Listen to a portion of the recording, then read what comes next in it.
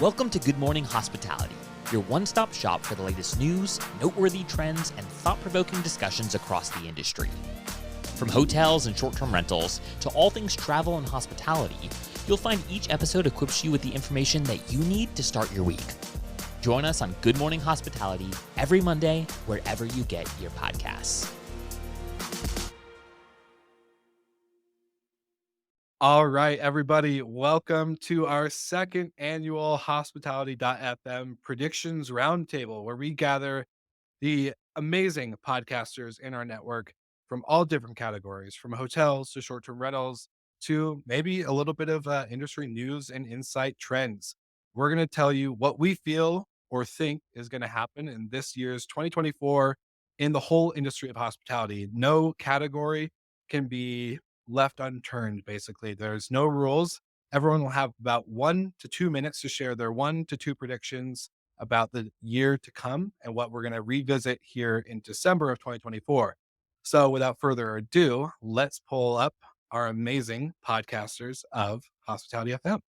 Welcome to the roundtable, everybody. Without everyone talking over each other, I'm going to do quick intros, if you guys don't mind, and then we're going to kick off. So to my right, we have Megan Moyland, a new time podcaster with her show launching next week called Workflows and Espressos. Super excited. The one and only Jamie Lane, the data nerd that I scream for data every month to join us with the STR Data Lab by AirDNA and also our monthly co-host on Good Morning Hospitality. Then you have the amazing Natalie Palmer, who I got to meet in Nashville, 2 years ago, give or take, and I've been loving to watch your journey since, and you've been taking off and taking the podcast by storm. Then the one and only, you guys are all the one and onlys, by the way, because no one else can get that title. But Zach Boozy Cruz with Behind the Stays, who kind of got introduced to me out of nowhere and has really popped out and destroyed all the podcasts. No offense to everyone on this panel, but hey, you've been killing it, and I just love listening to your show, Behind the Stays. Not Natalie. Sorry, I was looking at Natalie, thinking about Brandy. My tied for first favorite co-host on our Monday show, Good Morning Hospitality, Sarah Dandishi with our hotel crew, who has been making us viral ever since she has joined. And then, of course, her co-host, Steve Turk, with Hospitality Mentor and Good Morning Hospitality. Are you guys ready to jump into our predictions for 2024? Let's go. All right. All these voices on one show. Here we go. First up is Jamie Lane. We have the one data guy that could probably back up his predictions with real numbers. So you're up first. Yeah, and I'm actually not going to talk about our actual predictions for the industry, our forecasts. You can see those in our Outlook report. But the two that I want to talk about first is I think 2024 is going to be the launch of Airbnb's vendor marketplace. So they've hinted at this over the past couple of years, but Airbnb has to continue to solve the problem of supply growth. They need to make hosting easier. Hospitality is hard. And right now, to leverage third-party tools, you essentially need to be using a PMS, a property management system. And by using a PMS, hosts are significantly more likely to be listed on multiple channels like Vrbo or Booking, which Airbnb doesn't want. So think about the iPhone pre-App Store when the only apps on your phone were the ones made by Apple. It was a horrible experience. It really limited it. And once they launched the App Store, it opened up your phone to a whole new set of tools and apps. I think this is how it's going to be once Airbnb opens up their platform to third-party apps and give hosts a whole new set of tools to be able to operate their listings efficiently. And it's going to give Airbnb a whole new revenue stream by taking a percentage of those tools. So I think there's going to be whole new businesses created with the launch of this ecosystem, and it's going to be big for the industry. The second prediction is I think 2024 is going to be the year of opportunity for multifamily operators again in urban markets. So to level set, urban short-term rental demand is still 20% below 2019 levels. Supply is still 10%. That means occupancy is not recovered. When we look at multifamily sort of real estate, vacancies are now rising. They're now at pre-COVID levels over 6%. We're seeing record levels of new properties being delivered, and nationally, ADRs or rents for multifamily buildings are going down. So owners of these buildings are looking to fill their vacancy. I think they're going to start looking at short-term rentals again. And then on the demand side, I think 2024 is going to be a big year for um, business demand. It's going to be a big year for international demand, and all that comes into these urban centers. And multifamily operators have the unique ability to go after entire buildings and get hotel permits that can allow them to operate in this new regulatory environment. Jamie Lane starting us off really strong, really strong. So this is the part of the roundtable where everyone has the opportunity to either push back on your predictions, Jamie, or to ask more questions, clarifications, etc. So the floor is all of yours. Whoever wants to go first may take the microphone.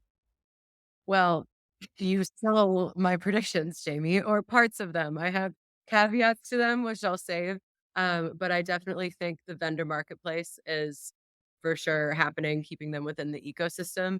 And while I'm hoping for headwind or tailwind, sorry, for urban operators, I have some things to contest with that. But I do think that there are going to be a lot of opportunities, especially in certain markets where there is a lot of supply about to be delivered. So hopefully there's some urban operators who will be able to take advantage of that. So, what will this vendor marketplace look like, you think? Because I have a vacation rental company. Would I be connecting my products to it, or would it be living in its own ecosystem? So, like, with the traditional pricing models, like Beyond Pricing or Wheelhouse, be there? You think, or is it going to be something totally different that pops up? Yeah, I think that there's gonna be multiple aspects, and one that they've tried in the past that I think will be relaunched with it is co-hosting. So you can find someone to help you manage your listing. And then, the other is sort of third-party vendor type, tools like Beyond, Price Labs, AirDNA, where we've got a dynamic pricing tool, and you could start using that within the AirDNA app and make it sort of a seamless integration. So similar, like, Hostaway, Guesty already have massive third-party marketplaces where you can leverage those tools. I expect on the third party app side it to look very similar and the offerings to be very similar. Excited to see if it takes shape. One question for you, Jamie, on the urban STR prediction. Where do you see the biggest opportunity right now for like a young entrepreneur that wants to go build a business in that space in particular? Like, do you think there's opportunity for a soft brand? Obviously, there have been operators that have tried and failed before. Where do you see like the biggest opportunity going into 2024 and then ultimately into 2025? Yeah. And one is I'm not going to suggest rental arbitrage. We've seen those business models and grow, fail. I do think rental arbitrage can work on a small scale uh, on areas where a young entrepreneur knows the market, knows the marketplace, knows their area very well. What we've seen and scaling that is very hard. And also rental arbitrage more on a single family basis where you can either rent to own Mm. or really go after single family homes in these urban operators, do a mix of both short term, midterm, and attract all the people that are now looking to come to these cities and stay in short term rentals. There's so much opportunity. So I would say start small, focus on one city, and do really well in that one city, and don't try to go scale too large. I love it. All right. Anybody else? Comments, questions, concerns? No? All right. Perfect. Jamie, you started us off really strong. Perks of going first. Must be nice. Uh, I don't know why I put you first. That was a dumb move on my end. Yeah, So my bad. moderate moderator mistake learned. We'll fix that for the next time. But until then, Megan Moyland, you are now a new podcaster with your own show in the network, but you're also an operator out in Wyoming, Jackson Hole. You have the Outpost Group, and we are excited to hear what's your prediction. What does your crystal ball tell you? Okay. So I have two that I feel really good about, and then a third that maybe I'll say. Okay. So my first one is last year, specifically on the short-term rental side, we saw like a hold of ADR, which Jamie could probably speak to better than I could. So people held their average daily rate for a long time, waiting for demand to increase and increase, just knowing those booking windows have shrunk and hoping that they would be able to grab rate at what they originally posted. And ultimately that didn't happen because supply really, really, really outweighed demand. Everybody dropped their rates significantly and occupancy still didn't meet expectations. So this year, my hope for everybody and my prediction is that we have all learned from this. And with incremental rate adjustments, we're going to see a lowering of overall ADR, which is going to lead to an increase in RevPAR year over year across, I think I'm going to say like most destinations in North America. I think this is also due to more and more professional managers and vendors helping out with pricing in the industry. And so, with that being said, I think we're going to see consolidation and some acquisitions happen in the short term rental data space or pricing. And I don't know what that's going to look like, but I think we're going to have like one or two come out as supreme. And I do think a lot of people in the space that right now have in-house revenue managers are going to start to outsource because, and I was speaking about this earlier on a webinar, I think more and more people are realizing that you need to have someone with a data background in the role. And so I'm curious to see what that looks like, but I do think it's kind of going to change the space. And short-term rentals are leading more toward like the hotel style of revenue management where you have somebody that has a significant data background. So those are my two predictions there. That's one prediction, but with two little details. Okay, my next one is AI, which has been talked about a lot, but I think most of the conversations like within just people in the space that have been talking about AI circles around like the only thing we're using right now is ChatGPT, and we don't really know how to incorporate it. And there are a couple of vendors that have come out in the short-term rental industry with AI solutions, but it's really like none of it is super professional. It's all based on ChatGPT, and people are just kind of starting to get the hang of things. I think there is going to be a significant push for an AI solution on the guest communication side. And I think that is going to lead to a lot of companies moving, like, if not 50% of vacation rentals in the next probably 8 to 9 months, like fully moving toward a tech enabled AI solution for communicating with their guests. And I'm curious to see how it pans out and what that means for customer service based roles in the industry. And then the really last thing that I wanted to add is European travel, I think is going to impact beach destinations summers in a negative way. That was a All lot. right. I'm sorry. Oh, wait. It's So I like, have a no, question. Yeah, so you're yeah. talking about negatively impacting beach destinations domestically because everybody's going to be going to Europe. Mhm. Well, Oh, Oh, curious. Come on Oh, down to South Beach. little. Come down here to my hometown of South Beach. We'll be back. I don't know because I mean, yeah, yes, we definitely saw a huge push for Europe this past year. I can totally say that. And then this coming year, and by the way, I am so not a sports person. Don't even get me into it. But I mean, there are the Olympics. I The can at least say. Olympics. And then what is it? World Cup or what? I should Who? definitely know this.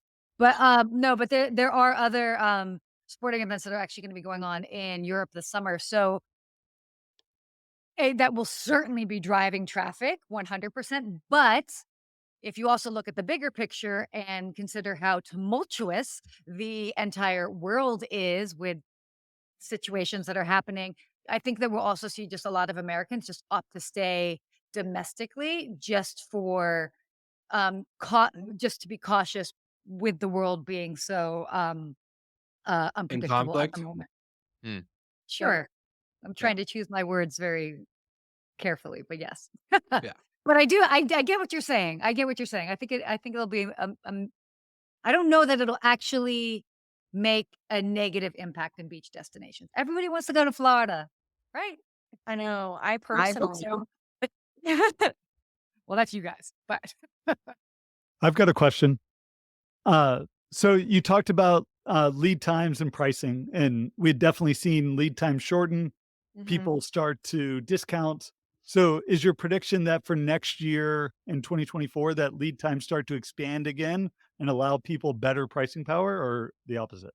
No, No, I think booking windows are gonna remain like, pretty short, and we're seeing that already. I think people have gotten smarter about pricing strategies, and where before there was a lot of holding out, like, "Booking windows are shorter, it's fine, we're still gonna be able to get the same price." I think last year it led to, like, panic at the very end, and you were giving, like, very steep discounts, or you were seeing steep discounts, and I think people are starting to get smarter about that and realize, like, these shorter booking windows are here to stay, and we're gonna price accordingly. We've got kids, we've got dogs. There's a lot going on. Yeah. Look, it's, got some special guests popping up on the live. Totally okay. Jamie, if we need to pull you, we'll pull you. But um, yeah, that's very good question in all reality. Anybody else have questions for Megan? Open it up. I Oh, think we're I've got one question. Sorry, Megan. What in do you think that in terms of your travel predictions of the European getaway versus the local beach getaway, do you think that that'll be determined mostly by generational cohort? I've sort of noticed, and again, this is totally anecdotal, right? But like in my circles, how many younger millennials, not Gen Zers, but younger millennials have like totally like abandoned the idea of the beach vacation and are now Mhm. seeking obviously, European getaways if they can, but even just more like mountain getaways or more rural getaways. The people that are going after the sick Airbnb that they found on Instagram, even though it's in the middle of nowhere, and opting for that or like a wander, right, rather than a more traditional getaway. Do you think that generation will have a role to play in that prediction, or not so much? 100%, especially with Taylor Swift going to be in Europe. I think there are a lot of millennials and Gen Zers, honestly, too, that are starting to have careers and money to spend. I think that they didn't get tickets, and which is unfortunate. I took them when I went twice. Want to go over to Europe and see Taylor, and of course the Olympics as well, which I think will honestly have a little bit less of an impact. But Brandy said this in last year's predictions, which I actually listened to this morning, that like all of the people on her Instagram feed went to Positano, and that was the case for me too. And literally, like almost every employee at the company, I feel like went to Europe except for me. And I think we're going to see more of that this year. I Yep, love I it. went I to the hot spot this year. I haven't figured out where it's gonna be, but I'm sure all of our Santorini. our Instagram feeds will let us know in a It's gonna couple be months. somewhere in Portugal, either Lisbon, right, or the south of Portugal. That The is other popping all over my feed, all over my feed. Yeah, I'll be there. I'm going to a wedding in the Algarve, I'll be Case in one of point. them. Case in point. So if anyone ever wants to know where the hot travel destination to go to in any future circumstance, Megan and Brandy are going to be the ones to tell you. So predictions over there.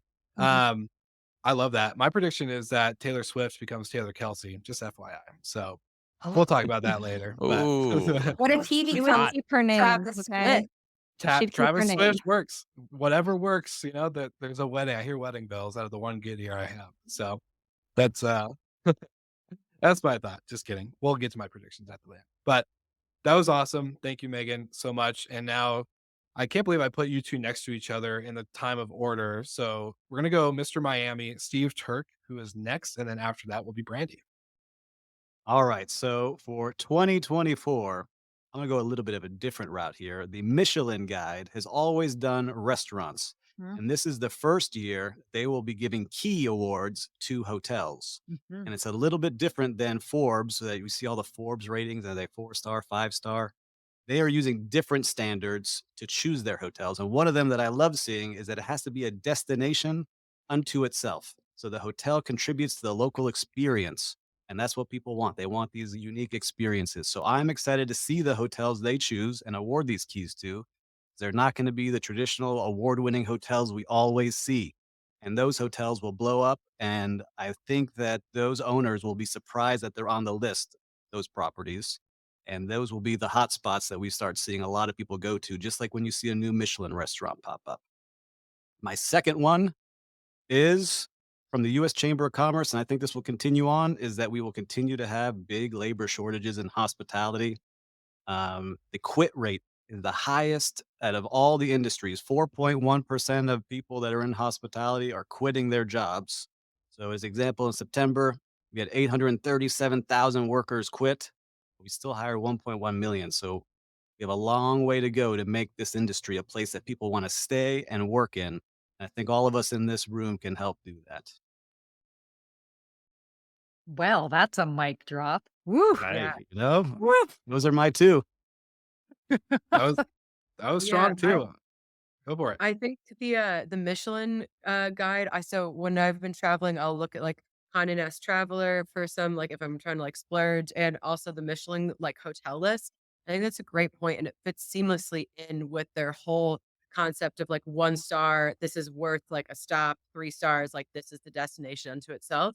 So I'm very excited to see what bougie stuff comes out of this, and what Miami hotels make it, if any. Yeah, I think Um, it's gonna be ones we don't expect. Like, I know we always have those big, fancy five-star ones, but this might be some unique ones that are gonna pop up. Yeah, and then the labor shortage really resonated with me. We've had, in one of our buildings, front desk turnover, like, with the whole staff, just, like, constantly. People will start, leave immediately, but then we can immediately rehire, like, some people that just don't like, the intention is never to stay, and that's been really frustrating. And I know, like, South Florida can be a particularly difficult market, same with New Orleans, when there is so much hospitality, the people can just jump around if they like something a little bit better, it's a little bit closer to home or whatever it is. So, yeah, I think that that's going to continue to be a challenge as well. And if I could chime in on that, it's definitely gonna be I mean, it's always been a challenge. It's obviously heightened right now. And I hope this is not a prediction, but this is a hope that as a byproduct that more companies just really invest in their training a lot more because there's a direct correlation from more i- if you have better training and onboarding of your staff, the more likely that they feel empowered, they feel like they make a difference, and they feel more part of the fabric of the company as opposed to being just a interchangeable cog in the wheel. If you feel interchangeable, you will just bounce, understandably so. So hopefully, as a response to this, people double down on their training. Less baptism by fire at the front desk, hopefully. That's what I That- got when I first started it. That's a So, tall ask. Yeah. I Yeah. think that is kind of just like yeah, what hospitality is. There's so much you just learn on the fly. You have yeah. to. Yeah, my second day, 700 check-ins. Oof. Yeah, nightmares. Woo. Um, that was yeah, that's rough. I agree though. That's a really good point. Um, Steve, you came in hot. You came in hot. I'm I gonna was Joe ready. did. say, You told me to be ready. uh, I'm ready. you Joe prepped. did. If nobody else has any other comments or questions for Steve, then we'll move on to, like I said, my tied for first favorite co-host, Brandy Canali. You're up. Alrighty. Well, as I mentioned, Jamie kind of half stole some of my predictions earlier, but I have some caveats to that. So while there might be a lot of opportunity with some of the new supply that's coming out, I do think that it's going to be a little bit of a bloodbath for the remaining urban operators. I think that especially if you have deals that you can't renegotiate or you can't add new properties with a better model, that the money's probably drying up, your runway is getting shorter, and I think we're going to see more mergers and acquisitions or companies just completely going out of business by the end of the year. I think that the model before, like it's just kind of run its course, especially the rental arbitrage. And in a very particular note, I think that it's very likely that Sonder will be out of business by the end of the year, or it will look like an entirely different company. I think that they're going to put a lot of focus on getting out of almost every deal that doesn't like really benefit them and actually contribute to the bottom line. And I think there's going to be a renewed focus in all of their product that has like basically our hotels or has the hotel licensing in destinations that are strictly regulated, like New York. If you can continue to operate like that, that gives you an advantage. And then also focusing on their European market, which was doing better. So I think that if they're still around, it will be a much smaller company, and or they could just have run out of money by the end of the year. And then my second prediction was that Airbnb would keep operators in their ecosystem, just like Apple, keeping you roped in, make it impossible to leave. But on the other side, I think that Verbo, unless they do something really drastic, is just going to kind of fade into not irrelevancy because they're still big enough, but they're really losing the opportunity to catch up. It's Airbnb really has their talons sunk into the industry. People identify as being an Airbnb host. And Verbo just they're with every like passing month that they don't improve the back end operations, they're losing that ability to play any sort of catch up.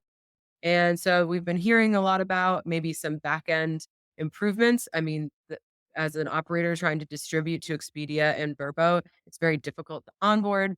I've heard like that the onboarding process is very manual from their side from Verbo. So I think there needs to be like a real facelift to their onboarding and distribution processes if they're going to properly leverage being a part of the Expedia family. And that's it. Oh, I have a Love that. question. Yeah, go ahead.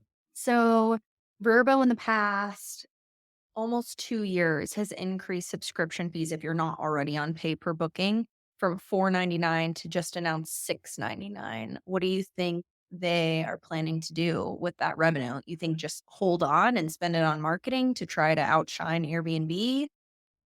I don't know if that revenue is enough to outspend Airbnb. Their marketing is pretty that's where a lot of their money is going.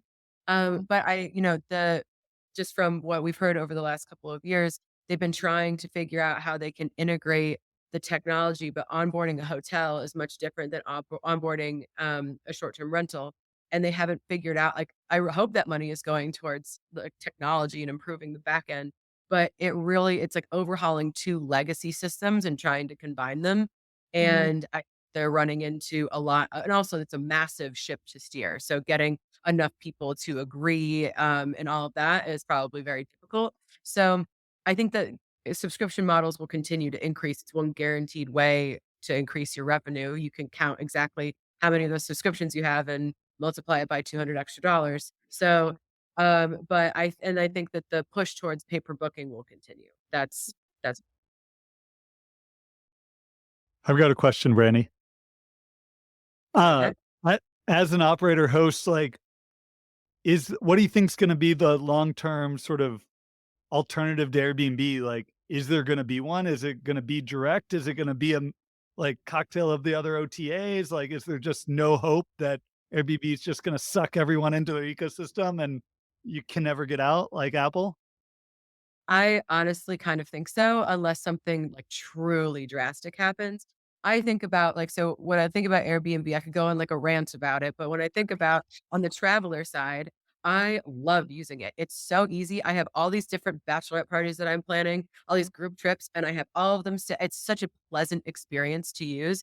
And that's from just like the traveler side. And I know like what's going on. I might, go to the direct site if they have one once I find it. But they have so many tools. They've invested so much. They really have a solid game plan for how to continuing to be like absolutely irreplaceable for their hosts. So I think that they would either have to like go out of business or the fragmentation of people realizing, oh, maybe I want to focus more on being direct, but that would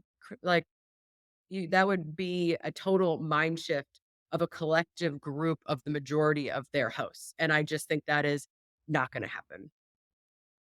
I have a quick follow-up question on Verbo. Do you and I don't know if this is a question maybe for the group, if anyone has other interesting data here. I don't know if you do, Brandy, but I think one of the benefits after the acquisition by Expedia was this idea that you could use I think they call it like one key cache, right? Yeah. That you could use on vacation rentals, which Airbnb obviously doesn't have a rewards program like that currently in place. Is there any data that has come out on whether guests care about that or whether that's sort of been advantageous for the ecosystem or as an operator? Is there any sort of advantage or has there been any sort of like internal marketing push to promote this as a value of booking through Verbo? So I think wait, and a full disclosure, urban markets are not great for Verbo, at least not the ones that we're in. So they're a smaller percentage of our revenue, but we have almost like no communication about those kind of things from account reps and stuff like that. We don't have any guests that are like asking us like, "Oh, is this part?" I very rarely hear about it. Hmm. So I think that that's another area of opportunity for them if that's something they want to leverage as an advantage over Airbnb that you have this rewards program. That's definitely something they should be doing. It doesn't really seem like they are doing it unless other people are seeing. I know maybe in like Jackson Hole, you might have more of a Verbo clientele. So I'd be curious, Megan, if you're seeing that kind of, any information about that. No, No, we're having the same experience when it comes to communication, and 20% of our bookings are coming through. We manage 260 properties and have a fair amount of revenue that goes through the Verbo channel. And it's really interesting.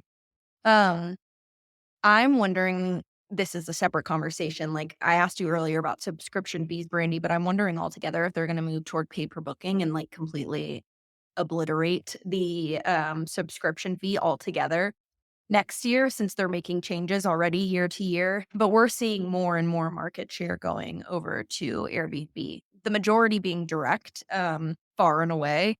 But it is like when I got my start in vacation rentals in Destin, Santa Rosa Beach, Florida, and so many of our reservations came through Verbo. And we advertised on Airbnb maybe for 10 properties in Destin, nothing. And it's just so different that in a ski destination, we've had a totally different experience. And I don't know if that's just because years have passed and people are starting to know Airbnb more than they're knowing Verbo, but I kind of use my mom as like a litmus test. And she used to say, like, let's book a Verbo or VRBO. And now she says Airbnb. And I feel like that's all I really need to know, you know? It's a fair point, and it's a warning sign. Like Airbnb is now just ubiquitous with our industry, which drives like everybody insane. But that's just speaks to the power of that brand and what would have to happen for that to change. hmm Mhm. Verbo's Lots commercials of really pull on the heartstrings, though. I love them. lots of good points. The one key program, yeah, all this stuff is really really good questions, really good comments. So I know Tim Rosolio has been a guest on Good Morning Hospitality quite a few times. So we'll maybe need him to slide in a comment on the recap of this because my prediction, actually, never mind. I'm not gonna share it. I'm not gonna give away the farm. All right. So Zach Boozy Cruz, the man, myth, and legend behind all the stays of unique travel experiences. You are up, my friend. Fantastic. Well, I feel like I'm a little out of place here because all you guys have been in the business for so long and you've got incredible data. And I'm just newer, so bear with me here. But I thought a couple things in particular came to mind when this question was going around. One, one is just I think that there's going to be a professionalization of like the unique stay operators. So unique stays have obviously sort of exploded over the last couple years. I think Airbnb said from 2020 to 2021, they increased by 50%. I mean, just remarkable number of unique stays that are available, let alone revenue coming from these unique experiences. Obviously, this is, I think, just a travel trend for younger generations. They want to stay in a place that's one of one. They don't want to go to the hotel that their parents took them to or the vacation rental, beach house where you had to bring your own linens, right? So I think some of this is just generational. But obviously, unique stays are on the rise, right? Experiential stays are on the rise. But the community around unique stays is still so fractured. It's so siloed. So I think that 2024 is the year that we're going to see some professionalization happen, right? So I think that this will actually look like we'll see, events pop up. We'll see maybe even an association of sorts sort of form these communities. Isaac French from Live Oak Lake has started one called Experiential Hospitality as an example. And I just think that these operators who quite frankly, like they know how to market, they know how to build. Many of them have access to capital. I think they're going to become much more dangerous to kind of the maybe more traditional vacation rental manager and or just mom and pop shops. And I think that this is going to be the year where you'll start seeing brands emerge where you'll begin to recognize them as, oh, that's a treehouse brand, or oh, they crush container homes or whatever it is. So these sort of like Instagram famous properties and the people behind them, I think they're going to become much more serious players, I should say, in this space. That's sort of like prediction number one, and then prediction number two, which is quite related, is I think that Instagram and TikTok as guest acquisition channels are going to increase substantially. Obviously, when you're looking at like total channel share, these percentages won't be nearly as meaningful as Airbnb or Verbo as we were talking about a moment ago. But I do actually think there's going to be probably a 5 to 10x increase in terms of bookings that have come from Instagram or come from TikTok.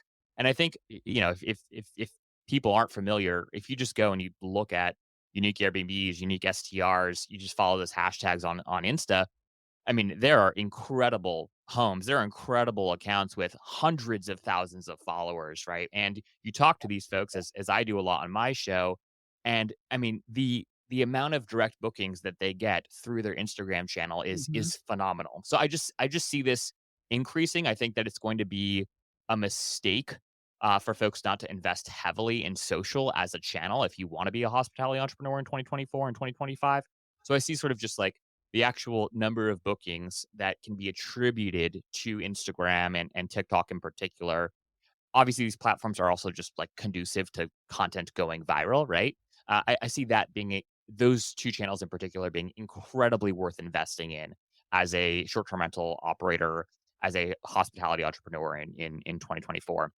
And then the last one I said, which I feel like we've talked about several times, or a few times already in this conversation, is just the sort of like rebirth of like the urban STR. And I actually think that there's opportunity for a new brand to emerge. Obviously, from a model standpoint, you'd have to get creative. But as much as I love unique stays, as much as I love staying in an Insta worthy cabin in the middle of nowhere, you're still in the middle of nowhere. And I do think that urban travel is coming back strong. I do think my peers still like the city, right? And so I think that there's huge opportunity for someone to figure out how do you crack that from a brand standpoint. And I think that you could just build a really, really great soft brand around urban STRs, two beds, two baths. And I'd love to see a brand emerge this year where we point back and say, they led the way. They restored hope to the urban STR market. So those are my predictions. All right. And I we saw hope some head nodding on the background. I heard some mhm. So anybody got a comment, thought, question? I've got one on the outdoor experience ones. I've been watching and following along because I really like that area, and we've been dabbling on it, working on something ourselves, but everything is starting to look a little too similar to me. If you start looking at them, they're all copying each other, and they're all starting to look the same. I think that's the same thing that happened with the short-term rentals and the urban markets. It all started looking very similar to each other, and you couldn't really tell who was who and what is what. It's just more of a warning to those that are starting to get into it because I've talked to a lot of them, and they're all using the same handful of vendors to Yeah. create their experiences. So they're all Mhm. starting to look the same. It's more of a I statement than a question. The Instagram, like, direct booking through Instagram, when I mentioned this at the last roundtable, but Ben, from Onera, they do, like, 70+% of their bookings through Instagram, and that blew my mind. I, like, really had a hard time wrapping my head around that, and I think it's totally different product type. Like, I'm not gonna we have, like, a couple of super unique properties, but most of ours, it's urban, you know, 2 or 3 bedrooms. Like, it's not the Instagram worthy bookings, but you're totally right that, like, it's worth making sure that your content is attractive to everyone, that that's not something that we're, like, letting go by the wayside, and still promoting that brand awareness and being aware that, like, or making the booking journey from Instagram or TikTok still seamless, because you gotta start somewhere, even if it's not, like, this crazy treehouse that's Instagrammable, you still might get a slow and steady stream of people that are booking through there. Yeah, I was just gonna say the OTA experience on Instagram or TikTok is gonna have to shift a little bit in the sense of like how you book it. But I just literally recorded with Ben from Onera this morning, and that was my exact like aha. I was like, okay, what Steve said, everyone's trying to copy each other. The ones that put in the $30 million type fund size that he's running are going to win. And those Instagrammable channels, whether it's Instagram, TikTok, etc., they are going to shift. They're going to have a feature. There's going to be some product launch within that to make that easier because that's, yeah, exactly. Zach, you look like you have a comment. Oh, yeah, I was just gonna say, and to add on to that quickly, right? I also think that there's going to be I think some of these stays are gonna get bought up, right, by institutional operators, right? You're gonna see these people that have built these incredible stays. And by the way, they also have an Instagram account with 100,000 followers. They're gonna be able to sell their Instagram account as an asset as part of that deal. And like Mhm. that, I mean, like with this is an extremely exciting, like, I think opportunity for folks who might be ready to just exit, quite frankly. Like they're tired of running the treehouse or the A-frame or whatever. And now they have not just the actual asset, the real estate, but also the digital real estate as well. Mhm. Yeah, I think it really depends on the destination, but I resonated with what you said. There's a guy out of the Hamptons who owns this company called Red Cottage, And I had the same experience at Verma, Brandy, where I think he said like 80% of his bookings were coming through Instagram. And I was like, what the hell? We've never gone to booking through Instagram. This is wild. But right, like he's in the Hamptons and booking with a lot of celebrities and their managers who are finding them on Instagram. And I also agree with you, Zach. Like the Instagram now is his largest asset. And that is where he spends like all of his marketing dollars. So it was really interesting. Like our Instagram budget comparatively to what we spend on the OTAs or PPC in general is just so insignificant. Yeah, I love it. Well, good job, Zach. That's again, these are all really great. Like I'm seeing all the dots connect, so this is really fun. But without further ado, Natalie Palmer, the Miss Level Up Your Listing yourself, you are up and excited to hear what you see out of your crystal ball for 2024. Okay, thank you. So, my first prediction, this is actually the exact same prediction I had last year, but I still think it rings true. So, I'll start with this one. I do think that this is going to be a huge year for co hosts. Zach, you kind of just touched on this with yours, but a lot of investors, I think, realize that this was way more work than they got into. The get rich quick scheme is just not happening. And so, offloading their properties to co hosts or managers, I think that that's going to continue to be huge. And then to piggyback off of that, I know the theme of this is hospitality trends and predictions, but from an investor side, I do think that we're going to see more and more investors investing in funds rather than specifically buying a property, but just going to funds where they've seen all of the TikToks and just so many hosts and investors talking about how much more work it is and how regulation can change on a dime. And if you sink $500,000 into a property and then that regulation changes or some trend in that market changes, it's just so risky. So I think that investing, $10,000 in a fund or something, I think people believe in the returns of real estate and short-term rentals and vacation rentals, but I think a lot of people are more risk averse right now, especially with an election year and recession and whatever's going on.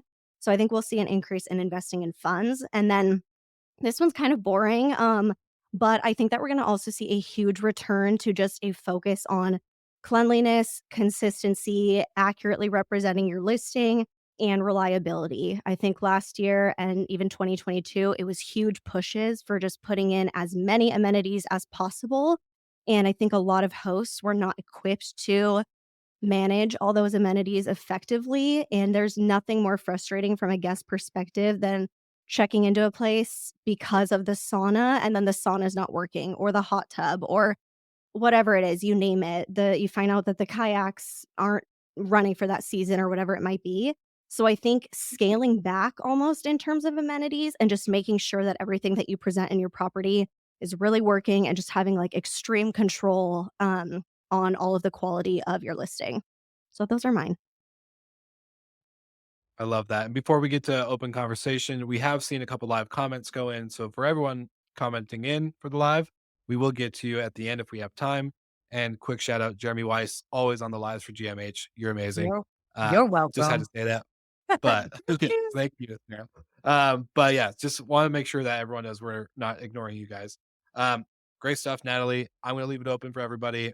If anyone has a comment, question, concern. I totally resonated with your last. I mean, I love all of your points, but your last one in particular, like kind of a back to basics. Like, do you have a clean property? Do you have your systems in order? And that, like, for us, we're really going back and making sure, like, tightening the ship up a little bit, like really going back through and retraining all of our housekeeping staff, things like that. Because you're right, like if you go and you book the place because of the sauna, and the sauna doesn't work. Whereas if you had just booked a home that, had the 4 bedrooms that you needed and it didn't have a sauna, but it was clean and ready for you to use, that would have been probably a better stay because it met the expectations that you had when you booked. So, yes, I think back to basics is not a bad way to go. Yeah, and I think a lot of hosts too, especially on Airbnb side, are just got used to like throwing money at the problem. Like, oh, it's out of order, we'll just refund you. Here's $200. And that's not what people were promised or why they booked your place. I just don't think that that's a good solution. So, yeah, I would rather just not provide the sauna and not have expected it and then been disappointed than show up and have it broken, even if I am getting some money back. Same thing with refunding a cleaning fee. Like, I don't want the cleaning fee refunded. I wanted the place clean. So Mm. that's what I think we'll see more of. I think I we're look also in an era, sorry, Will, of more is more, right? Like everyone you talk to is like, I added this new software and we're doing this and we're adding these 15 things to our guest experience. And it's funny, Brandy, you mentioned this on a webinar. When did we do that? Last week, whatever it was, the roundtable. Anyway, one thing you said was like, getting back to basics is going to be the most important thing for us before we go and do all these other things because we honestly, like, at this point, don't have the expenses due to what 2023 did to Mhm. us all in general. And I think that's going to be the most important thing. Like, in my opinion, the guest doesn't give a shit about your 15 experiences or you meeting them at the door if the place is dirty, Mhm. right? Yeah. Like, meet their expectations, like their bare minimum, and then work on all those extra things. So, totally resonate with your point number 3 as well. Natalie, one comment too, just on your prediction around investors being more interested in funds than perhaps acquiring their own properties. Again, totally anecdotal, but I have a bunch of friends who worked in tech in kind of 2019, 2020, 2021. Their companies had nice exits. They made a little bit of money. Then several of them went and bought short-term rentals and whatnot. And now there's a bunch of them that are just like asking me like, "Hey, who do you know to help me, manage this property?" And or they're looking to get out because Yeah. it was a lot harder than they intended. Now again, these are smaller, not professional operators, but now they're looking at things like what Summer's doing, or they're looking at things that like what TechVestor and others are doing, and they're saying they're asking themselves, is this a better option? Like if I Mhm. if I I've got a little bit more money I want to do something with, maybe I don't want that second Airbnb or that third short-term rental. Like maybe this money's better spent in an institutional grade fund. So it will be interesting to see how these things continue to grow and how optionality continues to mature as the market matures. Mhm. Yeah, it's not passive income that people think it yeah, is. my favorite word on every guru's Instagram posts these days. Sign up for my mastermind. I'll make you a passive income. Anyways, awesome.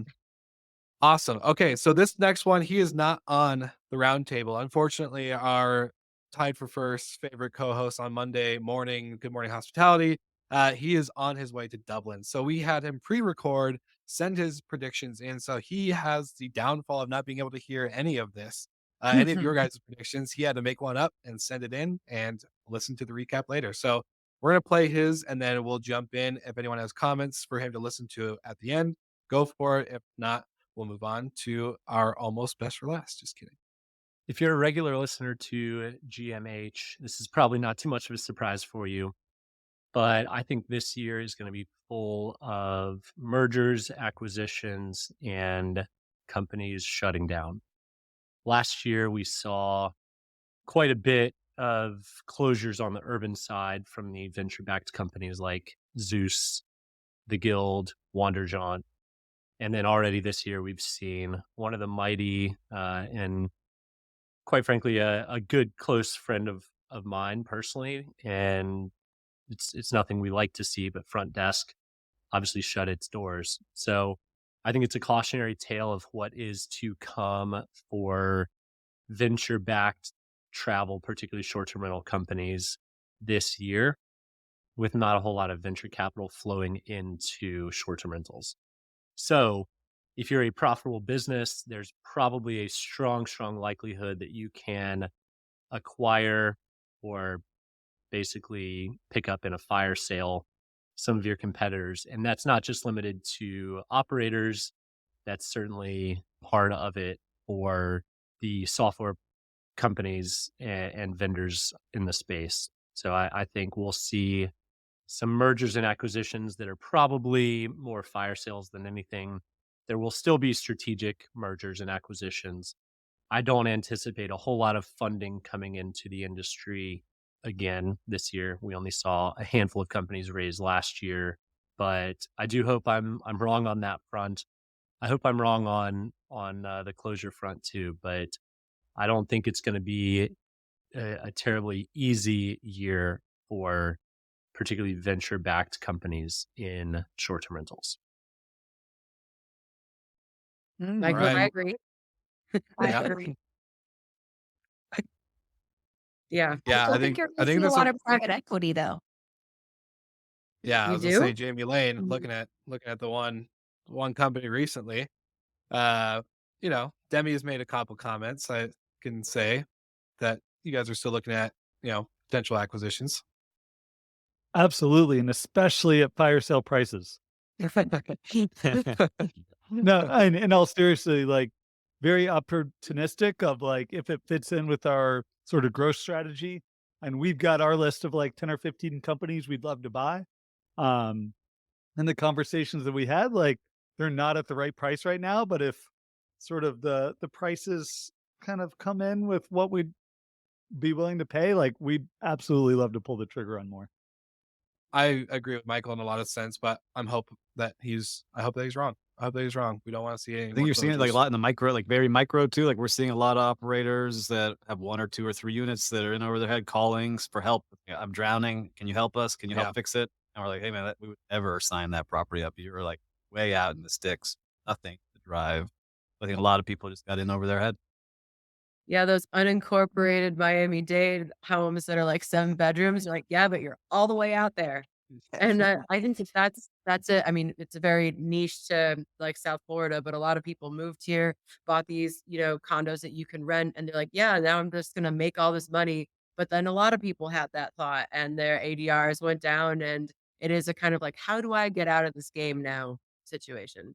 And so that's like a very it's like that on, like, the individual level, and some of them are not small. I mean, Steve, I'm sure you know some of these, like, small operators have, like, 70 units that they're, like, helping to co-host, basically, and that's like a mini empire inside, like, 3 or 4 condo hotels. So, Yes. it's not a small business, and I think people are tired. I love it. All right, Sarah Dandashi, you're Mm, next. mm. Let's Oh, hear it. yeah. What kind of good news you got for us today? Drum roll. Okay, so yeah, and again, talked a lot about vacation rentals. I'm definitely more through the lens of hotels and that sort of experience. So I have a couple things, but I'm going to try and rattle through it as quickly as possible for sake of time. Number one, in general, we are just going to more people are just going to continue spending money in travel. So it's going to be a great year for travel across the board. More people are just spending more money at hotels, airlines, vacation rentals, you name it. We've seen this shift. It's just going to continue. Phenomenal guy that I actually follow, Scott Galloway online, actually said a really interesting thing, especially when it comes to generations and understanding where we are valuing what we're spending money on. It's become more and more challenging for younger generations to be able to even purchase homes, for example. So typically where they would be maybe putting aside like a little bit extra money so they could go ahead and save that for their first home, but the idea of buying a home, and certainly in larger markets, is so far off that they're like, well, that's definitely not a priority because who knows if that'll ever happen. And so we are seeing younger generations just spending way more on travel, good or bad as that may be. So and then coming back to this as far as guest expectations, and we touched on it a little bit. I know some of you others had uh, mentioned it as far as going back to basics. Well, I also think it's also going back to basics in regards to the guest experience. You can't it's like no more. I mean, people are already spending more on travel, on their hotel experience, their vacation rentals. They don't want the excuses. They don't want to hear, "Oh yeah, we're short staffed," even though we know this is the reality that we live in. Like, I'm sorry, I'm paying $5,000 a night. I don't really care that you're short staffed. And also in my mind, if I'm paying $5,000 a night and everybody else is, you 100% need to execute. And we can't use short staffed as being short staffed as a excuse or a crutch anymore. So definitely these higher expectations on the guest experience. Then kind of just like rattling off just a couple more purpose-based, purpose-driven travel, what the meaningful travel really, and so they are looking to these destinations that, they're not necessarily just going to find a place that they can go hibernate for a couple days. Yeah, maybe, but it's like, how can they become more integrated in the local culture? How can they have a trip that maybe like there's an actual like an experience that they can it's something meaningful. So again, that we've seen this before, but we're seeing more of a double down on it. Sustainability, green initiatives, this has never gone away. It will continue to be here. It's not just all in the hands of the one hotels. A lot of people. And it's everything from where they're sourcing ingredients to even where they're sourcing their materials and even how they're building their hotels and things like that. So definitely huge with that. AI would be remiss of me to discuss that. We touched on it earlier. I think it's going to be, it's like we're not just living in the world of chat GPT. Like, what is the new? We're going to see this battle for like the new AI driven technology platform that's really going to help drive traffic. A lot of or move the needle, I should say. A lot of tech companies are out there. They obviously dabble in AI. They have even for years, but we're just going to really see, I think we're going to see at least a company or two rise to the top in regards to that. Wellness culinary destinations, plant based options, also non alcoholic options when it comes to menus. People just want healthier options. That is what it is. That's what the travelers are expecting. And that's what I think hospitality businesses are going to be providing more of. We've already seen this. And then, oh, that is my last one. So there you go. Covered a lot. Well, A wow. buffet of options. Yes, exactly. A plant based buffet of options. I don't That's know if fine. this will get me I don't know if this will get me canceled saying this, but I have a hard time with the sustainability side of our industry. I Why? think there's I don't think it's impossible, but I think too many push it as in like it's the only message that they can preach from the mountaintop and it gets tiring. I get tired of it. I'm trying to be as sustainable as I can personally in my own life and in our own vacation rentals and business overall. But I think the preachingness of it. So again, this is why I feel like I might get canceled for saying it. But at the end of the day, I feel like it gets too much sometimes. I get really, really tired of hearing the sustainability message. Well, I think it's just more so internally. It's just how can businesses make more sustainable options or decisions. So, I mean, I don't know. I think that's just kind of like integrated into like the space that we're living in. We're just being more mindful of like what we're doing on our short time on this rotating ball in space. So, you know, but I hear you. Like, I get it. It's like, Yeah. okay, sustainability. Like, yeah, recycling is not sexy, but like, I I'll yeah. add something to that. I think, like, true sustainability, I agree, like, that's in vogue and, like, continue that, but people are very susceptible to greenwashing right now. Like, I've seen so many TikToks and stuff on social media of brands that, like, just make their label look eco-friendly, and then you read the ingredient list, and it's not better than anything else, and Mhm. that is a huge turnoff for people. So if you are Sure. gonna go down the sustainability route, like, just be authentic about it or don't even touch it. Just make the changes on the back end and don't promote it if you're not gonna, like, really go all the way. Yeah, Yeah, I I'd love agree. to I'd love to, like, poll the listeners, and maybe even just us panels. I have a lot of hot takes on this, Will, and maybe you and I can have a separate conversation where we both get canceled for what we'll say. But, I mean, has anyone ever, like, you know how Google Flights does the thing now where it's like, "Oh, this is an eco-friendlier flight, but it costs an additional $70 or whatever." Like, talks about, like, the CO2 that'll be emitted on that particular flight. I wanna know who books those flights and who pays the additional $70 to book that flight. And I'm sure people do it, but, like, I have to believe it is a minority of people. So anyways, just double clicking on what you were saying there, Will. It definitely gets advertised as, I think, way more of a benefit than I think it actually is to the large majority of travelers. Yeah, I go ahead, Sarah. This is your point. I no, no, no, go, go, go. I think that there's the things that we would like to do, and there's like the reality sometimes of the business day to day. Like I, there's the types of products that we use and things like that. I'd love to be able to spend more on the more eco-friendly or maybe like the whatever product. But then I'm like, I also have a metric that I'm being judged by a board that's like, okay, how can I reduce the cost of consumables? And that's not by investing in more expensive products. They don't really care.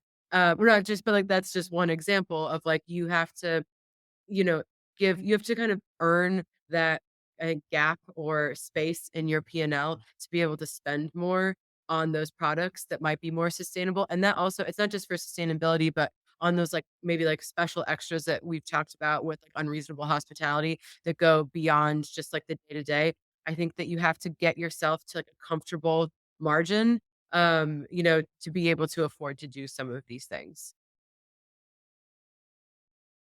That's what I was gonna say to Brandy's point as well. I mean, I think for us, it's like every webinar you sit in, every conference you go to, all your friends in the industry are like, do what you can to cut expenses or keep them as minimal as you possibly can. And that's the thing about sustainability is it's more expensive than anything else. And so that's kind of where we're seeing like, I mean, we're in a mountain destination where sustainability is talked about constantly. But we're also trying to hold on to our profitability. So I'm curious to see how it's going to unfold this year, but I do think a lot of people are choosing to the profitability route rather than the sustainable route. Unfortunately, it seems like you have to choose one at this point. Well, So this is especially a if you're a message to smaller all the business. vendors. Oh, go ahead, Sarah. Sorry.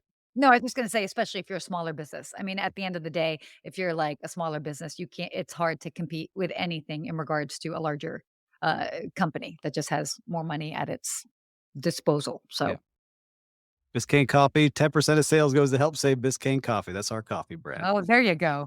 Yeah. Zach, I know you have to jump, my friend. Thank you guys for going over.